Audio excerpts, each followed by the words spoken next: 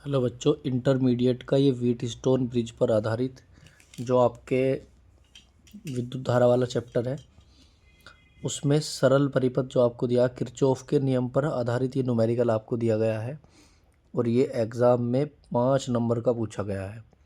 Board के paper में ये क्वेश्चन 5 नंबर का पूछा गया है और बच्चों से क्वेश्चन जल्दी से हो नहीं पाता है। तो देखिए, आपको इतने सिंपल तरीके से इसे सॉल्व करके दिखाएंगे। तो आपके सामने व्हीटस्टोन ब्रिज पर आधारित ये न्यूमेरिकल आपको दिया गया है। तो देखिए, हमें दिए गए हैं ए, बी, सी और डी। 4 भुजाएं हैं इस समांतर चतुर्भुज में, जिसमें 10 ओम, 5 ओम, 10 ओम और 5 ओम, और इसके डायगोनल में एक 5 ओम का प्रतिरोध लगाया गया है। यहाँ पे एक सेल है, सेल के साथ में एक 10 ओम का रजिस्टर लगाया गया। आपसे कह रहा है इस क्वेश्चन में, दिए गए नेटवर्क में प्रत्येक शाखा में धारा का मान ज्ञात कीजिए। इसकी जितनी भी ब्रांचेज है सभी में हमें धारा का मान ज्ञात करना है। तो कितनी ब्रांच है इसमें? A B, A D, B D, C D और ए बी, और दूसरी ब्रांच है आपकी ये वाली सेल के साथ। तो हमें बताना प्रत्येक ब्रांच में कितना करंट फ्लो होगा। ऐसे परिपथ को सॉल्व करने के लिए हम किरचॉफ के नियम की सहायता लेते हैं बच्चों। सबसे पहले परिपथ में हम सेल देखते हैं, सेल कहाँ है। तो सेल आपका ये लग रहा है 10 वोल्ट का सेल है। तो सेल का बड़ा टर्मिनल आप जानते हैं, ये पॉजिटिव टर्मिनल है, ये सेल का नेगेटिव टर्मिनल है। तो बच्चों, सेल के पॉजिटिव टर्मिनल से करंट को पास कराते हैं आई। तो ये सेल इसमें से गया, ये आई गया यहाँ से और इस संधि ए पे पहुँचा। जब ये संधि ए पे पहुँचेगा तो इसके 2 पार्ट हो जाएंगे, यहाँ पे जाएगा I1 और इस ब्रांच में जाएगा ये I2। यानी ए बी ब्रांच में बच्चों I1 करंट गया हमने मान लिया, और ए डी ब्रांच में I2 करंट गया। तो संधि ए पे ये जो करंट आया है आई, ये 2 पार्ट में डिवाइड हुआ, I1 प्लस I2। इसके बाद आप आके देखेंगे, इसके बाद देखो ये I1 जो करंट है, आप जो ये I1 करंट देख रहे हैं ए बी वाला करंट, यानी ये यहाँ पहुँचेगा। यहाँ जाने के बाद बिंदु बी पे इसे 2 रास्ते मिलेंगे, एक बी डी वाला रास्ता और एक बी सी वाला रास्ता। मान लेते हैं इस I1 का हिस्सा इसमें I3 गया।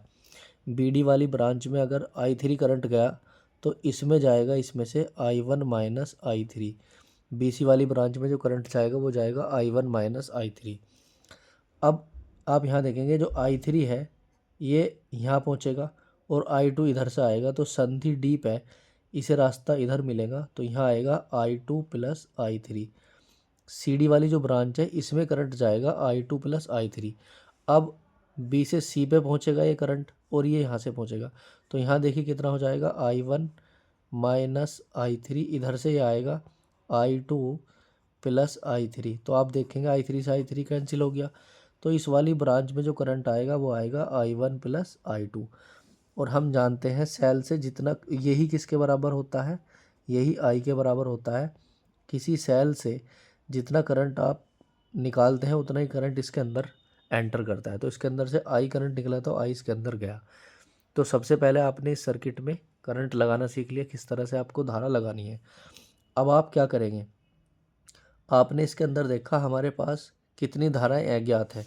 तो बच्चों, अज्ञात धाराएं हैं इसके अंदर I1, I2 और I3, 3 धाराएं हमारे पास अज्ञात है। परिपथ में एक चीज़ आपको ध्यान रखनी है, जितनी धाराएं अज्ञात होती हैं हमें उतने ही लूप चुनने होते हैं।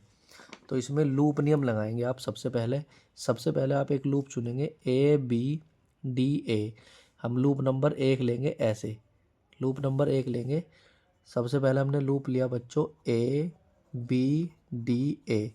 देखिएगा लूप नंबर 1 हमने ऐसे लूप चुना ए बी डी ए, और किरचॉफ नियम हमें ये कहता है लूप के अनुसार हमें चलना होता है बच्चों। किरचॉफ नियम क्या कहता है, देखो ए से बी की तरफ, यानी लूप की दिशा और करंट की दिशा एक ही अनुदिश है। जब लूप और करंट एक ही दिशा में जा रहे हो तो रेजिस्टेंस और करंट का गुणनफल प्लस चिन्ह के साथ लिया जाता है। तो 10 की गुना I1 में करेंगे तो ये प्लस आएगा 10I1। इसके बाद आप बी से डी की तरफ जाएंगे, तो बी से डी की तरफ जाएंगे तो लूप की डायरेक्शन देखो, बी से डी की तरफ, पहले ए से बी था फिर बी से डी की तरफ है, तो बी से डी की ओर जा रहे हैं हम। तो बी से डी की ओर करंट और रेजिस्टेंस ये भी दोनों देखो, करंट की डायरेक्शन और लूप की डायरेक्शन सेम है बी से डी की ओर, तो ये आ जाएगा प्लस 5I3। इसके बाद डी से ए की ओर जाएंगे, तो डी से जब ए की ओर जाएंगे तो करंट की डायरेक्शन और लूप की डायरेक्शन अपोजिट है, तो यहाँ आएगा माइनस का 5i2। इसके बाद आप देखेंगे इस लूप के अंदर हमें कोई सेल नहीं मिला है। देखो ए बी डी ए में हमें कोई भी सेल नहीं मिला, तो बराबर में लिखेंगे 0। अगर सेल मिलता तो हम सेल का वो नंबर लिखते कितने वोल्ट का सेल है। इसको हम मान लेंगे समीकरण नंबर 1। बाकी देखो ये इक्वेशन अभी सोल्व हो रही है, हमें 5 से इसे डिवाइड करना है। तो 5 से भाग करने के बाद ये आएगी 2i1 plus i3 minus i2 is equal to 0। इसको मानेंगे फर्स्ट इक्वेशन।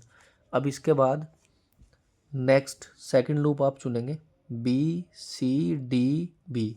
ये लूप आप ऐसे चुनेंगे, देखो ऐसे इस तरह से। लूप नंबर 2 हम चुनेंगे, कौन कौन सा, बी सी डी बी। तो लूप नंबर 2 हम चुनेंगे। लूप 2 कौन सा लूप है, बी सी डी बी। बच्चों लूप जहाँ से शुरू होता है वहीं लूप ख़त्म होता है, तो बी से शुरू हुआ बी पे ही ख़त्म होगा, तो बी सी डी बी में। अब आप देखेंगे बी से सी की तरफ लूप की डायरेक्शन और करंट की डायरेक्शन सेम है, तो ये प्लस का चिन्ह आएगा इसमें। तो धारा के साथ प्रतिरोध का गुणनफल प्लस के चिन्ह, तो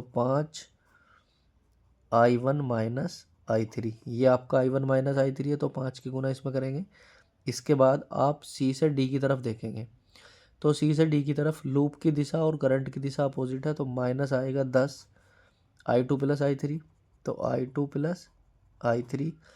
इसके बाद डी से बी की तरफ आप देखेंगे, तो करंट की दिशा और लूप की दिशा अपोजिट है, तो माइनस आएगा माइनस के 5i3 बराबर में आएगा 0। क्यों, क्योंकि इस लूप में हमें कोई सेल नहीं मिला है, इस लूप के अंदर हमें कोई सेल नहीं मिला है, इसलिए क्या आएगा, माइनस आएगा। अब आप देखेंगे इसकी इक्वेशन को हम सोल्व कर देंगे, तो 5i1 माइनस के 5i3 माइनस के 10i2, इसके अंदर मल्टीप्लाई करेंगे तो माइनस के 10i3 माइनस के 5i3 बराबर आ गया 0। अब देखेंगे पहले हम i1 वाली वैल्यू लिखेंगे, क्योंकि हमने प्रथम समीकरण जो बनाई है i1 i3 और i2 में बन रही है, तो i1 वाली पहले देखेंगे, तो 5i1 इसके बाद i3, तो 5 10 और 5 15 और 5 20, तो माइनस के 20i3। इसके बाद i2 माइनस के 10i2 इज इक्वल टू ये आ गया 0। इसके बाद आप देखेंगे इसमें जो है 5 से डिवाइड हो रहा है, तो i1 माइनस 5 चौके 20 4i3 माइनस 5 दूनी 10 2i2 इज इक्वल टू 0। ये आ जाएगी समीकरण नंबर 2। अब हमारे पास बच्चों देखेंगे एक फर्स्ट इक्वेशन आपके पास ये है और सेकंड इक्वेशन आपके पास ये है, तो ये हमारे पास 2 इक्वेशन है। इन दोनों इक्वेशन को हम सोल्व करेंगे और हम एक समीकरण बना लेंगे। तो आप क्या कर सकते हैं, समीकरण 1 और 2 को सोल्व करने के लिए आप इसमें 4 से मल्टीप्लाई कर दो। समीकरण 1 में 4 से मल्टीप्लाई कर दो, तो multiply by equation first into 4। समीकरण 1 में हम कैसे गुना करेंगे, 4 से, तो 4 दूनी 8i1 प्लस 4i3 माइनस के 4i2 इज इक्वल टू 0। इसके नीचे आप इस इक्वेशन को लिखेंगे i1 माइनस के 4i3 और माइनस के 2i2 इज इक्वल टू 0। दोनों इक्वेशन को क्या कर देंगे, ऐड कर देंगे, तो देखेंगे प्लस का 4 माइनस का 4 ये कैंसिल हो गया, 8 और 1 9i1 और 4 और 2 6 माइनस के 6i2 बराबर हो गया 0। इसको इधर ले जाएंगे आप, 9i1 बराबर 6i2। ये दोनों जुड़ के माइनस में आ गए, तो दोनों 3 से कट रहे हैं, 3 तिया 9 और 3 दूनी 6, तो ये आ गया 3i2 is equal to 2i2। तो 3i1 is equal to 2i2, ये आ गई समीकरण नंबर 3। अब आप एक काम और करेंगे, आपको एक समीकरण और इसके अंदर से चयन करनी है। इसी लूप के अंदर देखेंगे आप, इसी लूप से हम दूसरी समीकरण का चयन करेंगे। एक लूप से एक और इक्वेशन बनाएंगे, आप इसी के अंदर देखेंगे। अब आप लूप लेंगे ए डी सी, यहाँ नाम देंगे आप ई और यहाँ नाम देंगे आप एफ। तो लूप लेंगे अब आप, loop A D C E F A. देखो काफ़ी बड़ा लूप चुना हमने इसमें। ए डी सी ई एफ ए, इस वाले लूप को आप देखेंगे तो इस लूप के अंदर आप चलेंगे। देखो ए से डी की तरफ करंट की डायरेक्शन और लूप की डायरेक्शन सेम है तो प्लस आएगा, तो ये आ जाएगा बच्चों 5i2। इसके बाद आप आगे देखेंगे डी से लेकर सी की तरफ देखेंगे आप, तो करंट की डायरेक्शन और लूप की डायरेक्शन सेम है। करंट की और लूप की डायरेक्शन सेम है बच्चों, तो 10 की गुना इन दोनों में करके लिखेंगे तो प्लस का चिन्ह आएगा। 10i2 plus 10i3 is equal to, ये देखो सी से ई की ब्रांच में कोई रजिस्टर नहीं है तो इसमें नहीं लेंगे। इसके बाद आप ऐसे आएंगे तो अब आप देखेंगे सेल के नेगेटिव टर्मिनल से टकराएंगे। यहाँ पे जब सेल के माइनस से टकराते हैं तो बराबर में आएगा प्लस। बाकी यहाँ देखेंगे 10 इसके अंदर एंटर करें तो यहाँ से निकला था आई करंट, तो प्लस आ जाएगा 10i1 प्लस 10i2 बराबर में आएगा 10। अब आप समझेंगे ये 10 कैसे आया। हमें ये देखना है लूप के अंदर चलते हुए सेल के किस टर्मिनल से हम टकराए, तो माइनस की तरफ आए हैं तो जब माइनस की तरफ आएंगे तो बराबर में प्लस करेंगे, अगर प्लस से आते तो बराबर में करते माइनस। और ये 10 है क्योंकि इसके अंदर से आई निकल रहा था और आई जंक्शन पे हमने बताया था i1 प्लस i2 है, इसलिए इस 10 की गुना हमने क्या में करी i1 प्लस i2 में। तो अब आप क्या करेंगे, फिर से इक्वेशन को सही बनाएंगे तो ये हो जाएगी आपके पास, देखो इक्वेशन 10i1, पहले i1 वाली फिर i3 वाली देखेंगे तो 10i3 इसके बाद i2 वाला, तो 10 और 5 15, 15 10 25, तो 25i2 इजिकल टू आ गया 10। इसमें आप कैसे मल्टीप्लाई कर देंगे, आप इसे भाग कर देंगे 5 से, तो 2i1 प्लस 5 दूनी 10, 5 दूनी 10, 2i3 प्लस 5 पंजे 25, i2 इजिकल टू 5 दूनी 10। ये आ गई फोर्थ इक्वेशन। अब आपके पास एक इक्वेशन और बन गई है फोर्थ। इसका आप क्या करेंगे, हम इसे समीकरण 2 के साथ सोल्व करेंगे। समीकरण 2 के साथ सोल्व करने के लिए बच्चों देखो सेकंड इक्वेशन के साथ सोल्व करने के लिए इसमें 4i3 है, क्योंकि हमारे पास एक रिलेशन बना है i1 और किसमें, देखो यहाँ देखेंगे आप i1 और i2 में रिलेशन है, तो हम सेकंड इक्वेशन में 4i3 है माइनस का, तो हम इसमें 2 से मल्टीप्लाई करेंगे, फिर इन दोनों को सोल्व करेंगे आपस में। तो 4i1 प्लस का 4i3 प्लस का 10i2 इजिकल टू 4, हमने इसमें 2 से मल्टीप्लाई कर दिया। 2 से मल्टीप्लाई इसलिए करा क्योंकि 4i3 आपके गुणांक बराबर होगी इसके। अब इसके नीचे आप समीकरण नंबर 2 ला कर लिख दो, क्योंकि ए 2 को और 4 को सोल्व कर रहे हैं ना, इसको मान लिया हमने, इसको 4 मत मानिए, इसको मानिए 4। अब इसके नीचे कौन रखेंगे, solving equation second and fourth, तो अब आप इसके नीचे लिखेंगे तो ये आ जाएगा i1 माइनस का 4i3 और माइनस का 2i2 इजिकल टू ये आ गया 0।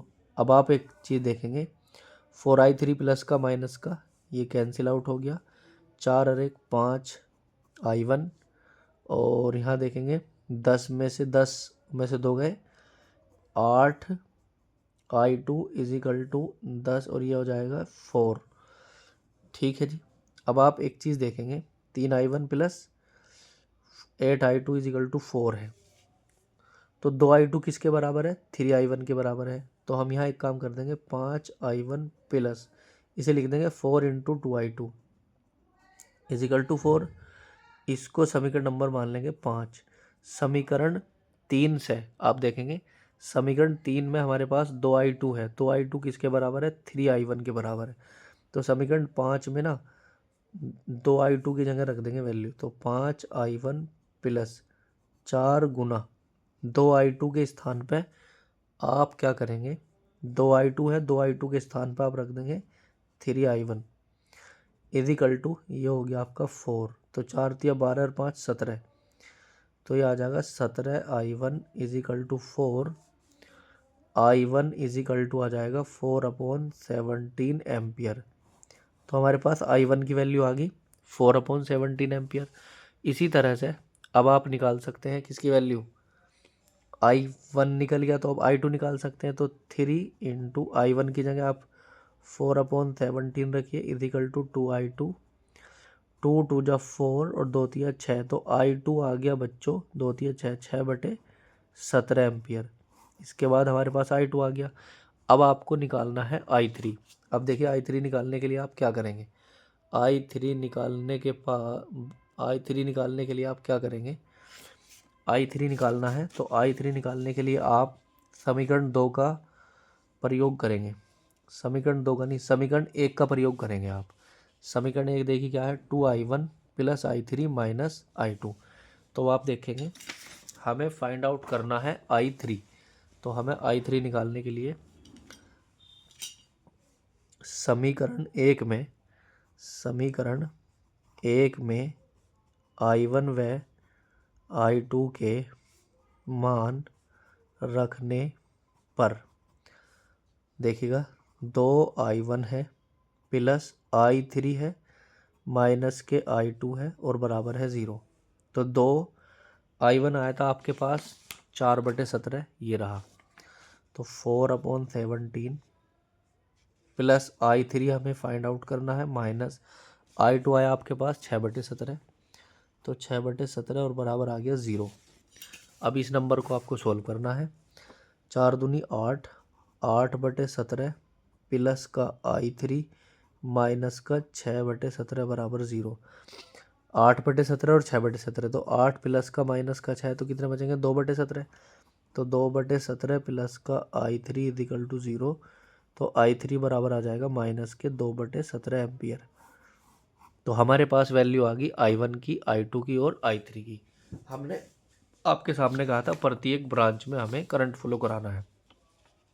तो अब आप यहाँ लिख देंगे फाइनली लिख देंगे। देखो इस सर्किट के अंदर AB में, तो अब हमारे पास कितनी ब्रांचेस थी, देखो शाखाएं जो थी वो थी हमारे AB। एक तो आप सर्किट में देखेंगे कौन कौन सी ब्रांचेस थी हमारे पास, देखो एक तो इस सर्किट में देखेंगे AB, तो हमने यहाँ लिखा बच्चों AB था, और AD है, और DC है, और BD है, और आपके पास BC है, और इसके बाद है EF। तो इतनी ब्रांचेस है आपके पास, तो सब में लिख देंगे। देखो AB में I1 करंट फ्लो हो रहा, तो I1 देखो AB में कौन जा रहा है I1, तो I1 की वैल्यू आई थी 4/17 एम्पियर।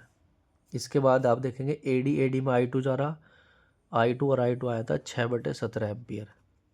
इसके बाद देखेंगे CD में जा रहा I2 + I3, तो I2 + I3, तो I2 + I3। I2 का मान 6/17 और ये आया 2/17 माइनस का, तो ये आ जाएगा 4/17 एम्पियर। ठीक है जी। और इसके बाद देखेंगे आप BD में आया I3 की वैल्यू आ गई माइनस के 2/17 एम्पियर। ठीक है जी। इसके बाद आप देखेंगे BC में कितना करंट फ्लो रहा, तो BC है आपका ये वाला, तो BC में जा रहा I1 - I3। I1 आया था आपका 4/17 और ये आया है माइनस प्लस हो जाएगा 2/17, तो 4 और 2 6, 6/17 एम्पियर करंट फ्लो हो जाएगा। इसके बाद आया EF, तो ये आया था I बराबर था I1 + I2। I1 की वैल्यू 4/17 प्लस I2 की वैल्यू 6/17, 4 और 6 10, 10/17 एम्पियर। तो फाइनली इस पूरी ब्रांचेज में कितना करंट फ्लो हो रहा ये है। ये इंपॉर्टेंट क्वेश्चन है बच्चों।